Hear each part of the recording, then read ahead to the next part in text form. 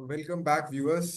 और आज हम दोबारा मिल रहे हैं और बहुत सारे कमेंट्स आए हमारे पिछले वीडियोस पर कि हिंदी में भी कुछ कंटेंट लाना चाहिए बिकॉज कई लोगों को इंग्लिश में दिक्कत हो रही है। तो आज ये वीडियो हिंदी में करते हैं और आज हम बात करेंगे उसी अपने सीरीज में आगे बढ़ते हैं। तो अभी हमने बात की थी कोलकाता नाइट राइडर्स की और आज हम बात करेंगे सनराइजर्स हैदराबाद के स्क्वाड की। तो यार सनराइजर्स हैदराबाद एक ऐसी टीम है जिसने आईपीएल में एक तरह का रिवॉल्यूशन लाया। क्रिकेट को खेलने का तरीका बदल दिया उन्होंने। बड़े बड़े स्कोर्स करने लगे, पावर प्ले में ही 125 130 रन मारने लगे। और अलग तरह का मतलब कई डेफिनेशंस उन्होंने बदल दी। उनकी टीम में कोई भी एंकर नहीं है, कोई सिंगल डबल पे फोकस करना ही नहीं है उनको, बस छक्के चौके छक्के लगाने हैं। सो इन्हीं सब चीजों पे बात करेंगे। और आज अनफॉर्चुनेटली अनिरुद्ध नहीं है, कहीं बिजी थे तो होपफुली ज्वाइन करेंगे बीच में, तो देखते हैं। पर इन्हीं सब के बीच हम अपने एसआरएच के स्क्वाड को डिस्कस करना शुरू करते हैं। तो ऑब्वियसली जो स्क्वाड है वो तो आइडिया है ही सबको। एक बार फिर से देख लेते हैं इनका स्क्वाड। तो इनके पास बैट्समैन में ईशान किशन है, अथर्व ताड़े हैं, अभिनव मोहर मनोहर है, अनिकेत वर्मा है, सचिन बेबी है, हेनरिक क्लासन है, ट्रेविस हेड है। फिर आप ऑलराउंडर्स की बात करें तो इनके पास नीतीश कुमार रेड्डी है, अभिषेक शर्मा, व्यान मुल्डर आए हैं, कमिंदु मेंडिस हैं और हर्षल पटेल हैं। फिर आप बॉलर्स देखिए तो Pat Cummins, Mohammed Shami, Rahul Chahar, Adam Zampa, Simranjeet Singh, Jaydev Unadkat और मलिंगा, ईशान मलिंगा और जीशान अंसारी। तो ओवरऑल स्क्वाड काफी बैलेंस लग रहा है। अगर आप देखें तो इनके पास विकेट कीपिंग में भी अच्छी चॉइसेस हैं, बैटिंग तो है ही स्ट्रांग इनकी, बॉलिंग लाइनअप में भी इनके पास काफी बैलेंस्ड स्क्वाड इनको मिल रहा है। क्योंकि इनके पास पैट कमिंस हैं, जयदेव उनदकट हैं, मोहम्मद शमी है, जैम्पा है, चहर है, तो बहुत सारे ऑप्शंस हैं। तो इन्हीं सब बातों पे आज ये बात करते हैं कि भाई क्या एसआरएच इस बार आईपीएल एक बार उठा पाएंगे या नहीं उठा पाएंगे। क्या ये वही उसी टेम्पलेट पे खेलेंगे जिस टेम्पलेट पे खेलने के लिए फेमस है, या कोई नया चेंज लाएंगे। तो ये सारी बातें हम लोग करेंगे। और इसी तरह से शुरू करते हैं। तो मतलब अगर आप देखें की प्लेयर्स तो सबसे जरूरी प्लेयर तो भाई पैट कमिंस है, कैप्टन है। और कैप्टनसी में आप लोग जानते ही हैं कि भाई पैट कमिंस ने क्या कमाल कर रखा है। वर्ल्ड कप जीता है, बीजीटी जीती है, काफी कुछ जीता है इन्होंने। मतलब लगभग सब चीजें जीत चुके हैं। और देखते हैं इस बार आईपीएल 2025 जीतते हैं या नहीं जीतते हैं, क्योंकि बॉलिंग तो हम लोग को पता ही है और बैटिंग में भी ये जो स्टेबिलिटी देते हैं नंबर 6 नंबर 7 पे आके, वो बहुत बैलेंस देती है। मतलब जैसे इस समय आप अगर इंडियन क्रिकेट टीम को देखें तो नंबर 8 पे जडेजा बैटिंग करते हैं। तो कुछ उसी तरह का बैलेंस पैट कमिंस लाते हैं। बॉलिंग तो स्ट्राइक बॉलर है, और साथ के साथ अगर इतने lower down the batting order इतना स्किलफुल बैट्समैन आपको मिल रहा है तो एसआरएच के लिए वो प्रॉब्लम सॉल्व हो जाती है। अगली बात करते हैं ईशान किशन की। ईशान किशन को इस बार 11.25 करोड़ में खरीदा एसआरएच ने। विकेट कीपर हैं, बैट्समैन हैं। और अब देखना ये होगा कि ये ओपनिंग करते हैं या नंबर 3 पर कर खेलते हैं, क्योंकि ओपनिंग तो सॉर्टेड है। ट्रेविस हेड है ओपनिंग में और अभिषेक शर्मा है। उससे तो मुझे नहीं लगता है कि कोई चेंज एसआरएच करेगी। पर ईशान किशन के साथ दिक्कत यह है कि इनकी स्ट्राइक रोटेटिंग कैपेबिलिटी उतनी ज्यादा नहीं है। जब ये टीम इंडिया में भी थे तो देखा गया था कि अटक जाते, बाउंड्रीज लंबे छक्के चौके तो मार लेते हैं। मतलब पावर प्ले में इनको यूज करना चाहिए एसआरएच को। क्योंकि पावर प्ले के बाद जब फील्डिंग स्प्रेड आउट होगी तो मोस्ट प्रोबेबली उनको दिक्कत होगी बाउंड्रीज पाने में, और फिर ये सिंगल स्ट्राइक रोटेशन में स्ट्रगल करते हैं।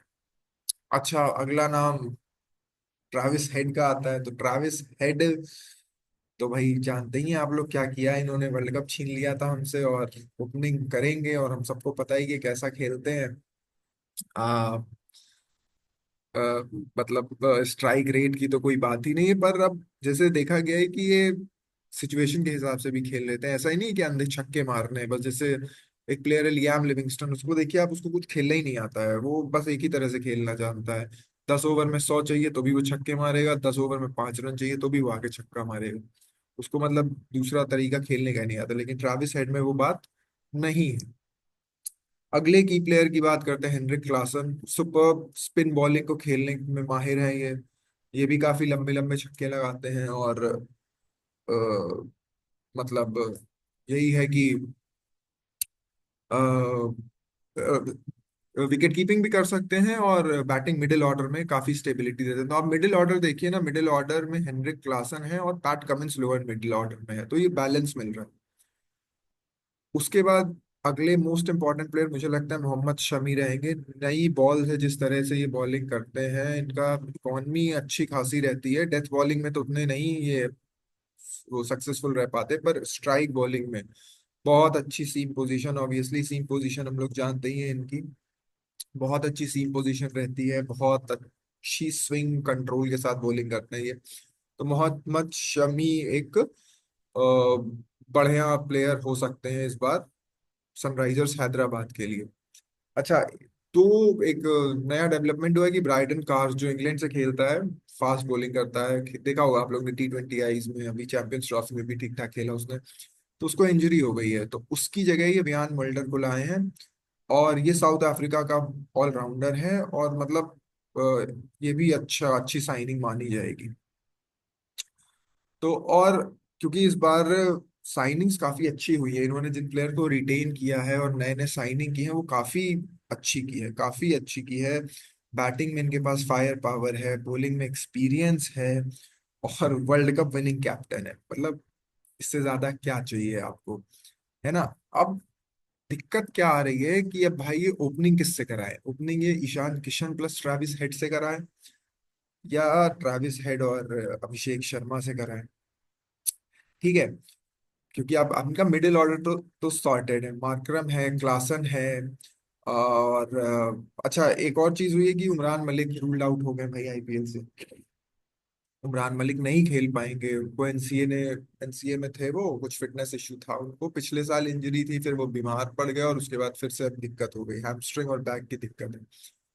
तो ये एक इशू है।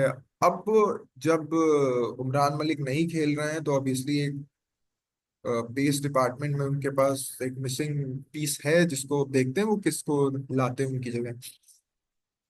स्पिन डिपार्टमेंट में इनके पास ऑप्शन है, वॉशिंगटन सुंदर है, मयंक मार्कंडे हैं। वॉशिंगटन सुंदर बैटिंग भी अच्छी खासी कर सकते हैं। तो एसआरएच का बॉलिंग अटैक तो पूरा फायर है एकदम, मतलब पैट कमिंस, वॉशिंगटन सुंदर, मयंक मार्कंडे हैं। अच्छी खास अभिषेक शर्मा इस पे डालेंगे, एक आध ओवर आप निकाल सकते हो, मतलब पावर प्ले के बाद, या मे भी आप पावर प्ले में भी एक ओवर दे सकते हो अभिषेक शर्मा को। तो अच्छा खासा स्क्वाड है एसआरएच का। तो यही देखते हैं कि भाई वीकनेस की अगर बात करें, तो वीकनेस में मिडिल ऑर्डर थोड़ा सा मतलब मुझे वीक लग रहा है, क्योंकि बहुत ज्यादा प्लेयर्स मिडिल ऑर्डर में अच्छे खेलने वाले नहीं दिख रहे। मार्करम का फॉर्म का इशू रहा है, और डेथ बॉलिंग का इशू। डेथ बॉलिंग का इशू ये है कि यार कमिंस तो है ठीक है, पर प्योर डेथ बॉलिंग मिसिंग है इस बार एसआरएच से।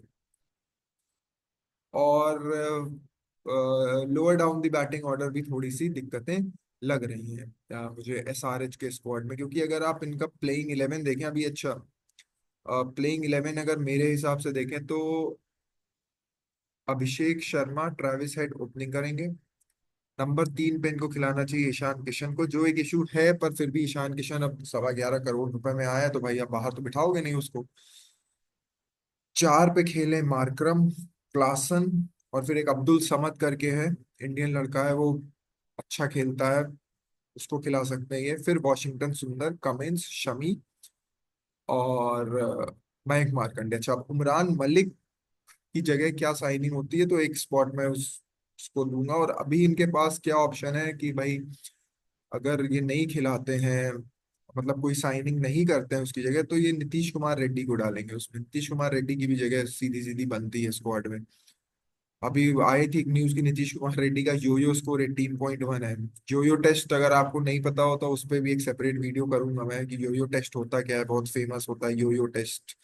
तो योयो टेस्ट के बारे में भी बात करेंगे हम लोग। तो नीतीश कुमार रेड्डी भी एक अच्छा प्रोस्पेक्ट है इनके लिए। जिसको ये अपने प्लेइंग 11 में अकोमोडेट करेंगे, तो ऑलराउंडर्स अच्छे खासे, पैट कमिंस, रेड्डी, वॉशिंगटन सुंदर मिल जा रहे हैं इनको। अभिषेक शर्मा को भी मैं ऑलराउंडर की कैटेगरी में रखूंगा, क्योंकि वो निकाल देगा यार, वो लड़का एक दो ओवर तो बॉलिंग वो करा ही देगा, है ना। तो अब मैच विनर्स तो हैं, लेकिन थोड़ा कंसिस्टेंसी का इशू है। और अगर ईशान और क्लासन, ईशान किशन अगर अपने फॉर्म में इस बार खेल गए, तो पक्की बात है, मैं कह रहा हूँ कि फिर से ये टॉप 4 में फिर आएंगे। तो आप लोगों को क्या लगता है कि क्या एसआरएच आईपीएल जीत सकता है या नहीं जीत सकता है? प्लीज कमेंट करिए, ऑरेंज आर्मी को टैग करिए और अपना ओपिनियन बताइए। और देखते हैं कि मतलब, ऑब्वियसली देखो, खेलेंगे तो वो उसी तरीके से जो इनका तरीका है, क्योंकि भाई बड़े बड़े स्कोर करेंगे। अभी एक इनका प्रैक्टिस मैच सेशन का एक पिक्चर आई थी, तो उसमें स्कोर था 6 ओवर में 105 रन। हर्षल पटेल अपना बॉलिंग कर रहा था, और वही बैटिंग चल रही थी, ईशान किशन बैटिंग कर रहा था, और ओवर में कुछ उसने चौका चौका छक्का छक्का 4 गेंद फेंकी थी, 20 रन मार दिए थे। 6 ओवर में 105 रन मार दिए। तो ऑब्वियसली अब ये देखो, ये फोटो लीक कराई जाती है, क्यों लीक कराई? क्यों बता रहे हैं कि भाई हम खेलेंगे ऐसे ही, तुम कुछ कर लो, तुम कैसी भी पिच दे दो, मुझे लखनऊ की पिच दे दो, स्लो पिच दे दो, हम इसी तरह से खेलेंगे। ठीक है, हम हारेंगे मैच, पर हम यही यही अप्रोच रखेंगे। तो अब जब इतनी क्लैरिटी हो जाए ना माइंड में कि यार नहीं, हमें 250 तो करना ही है, करना हर हर मैच में 250, 20 ओवर में 250 तो जाना ही जाना है। तो फिर चीजें एकदम क्रिस्टल क्लियर चलती हैं भाई। तो चलो देखते हैं कि एसआरएच आईपीएल 2025 जीतते हैं या नहीं जीतते हैं। और प्लेइंग 11 आप लोग अपना कमेंट करिए। और बस इसी के साथ फिर से हम लोग मिलते हैं नेक्स्ट वीडियो में। और नेक्स्ट वीडियो में हम बात करेंगे राजस्थान रॉयल्स की। तो तब तक please like share and subscribe. Enjoy करिए आईपीएल, 22 तारीख से बढ़िया आईपीएल शुरू हो रहा है, तो एंजॉय करिए।